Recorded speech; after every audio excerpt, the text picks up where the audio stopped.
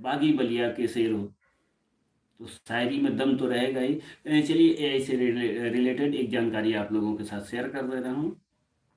AI की video पर थोड़ी सी नमी बरतते हुए यूट्यूब ने ये कहा है कि आप लोगों को पहली बात कि एआई से वीडियो बनाने के लिए बहुत सारे ऐप्स पर जाना पड़ता है, और जहाँ पर कि आप लोगों को पैसे पे करने पड़ते हैं एआई वीडियो बनाने के लिए।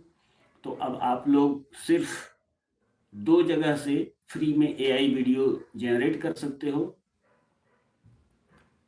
पहला, यू क्रिएट, यूट्यूब का ही एक एप्स है, उसने एआई वीडियो बनाने के लिए तैयार कर दिया है। दूसरा चीज़, आप लोग जहाँ से शॉर्ट बनाते हो, यूट्यूब में शॉर्ट बनाते हो, शॉर्ट अपलोड करने जाते हो, वहीं पे एआई जनरेट करने के लिए सिस्टम दे रखा है। अपनी वीडियो को एआई के माध्यम से जनरेट कर सकते हो, बिल्कुल फ्री है, और उसमें आप लोगों को कोई भी दिक्कत नहीं आने वाली है। तो एआई की वीडियो अगर आप लोग बनाना चाहते हैं तो या तो यू क्रिएट से बनाइए या फिर यूट्यूब से ही बनाइए।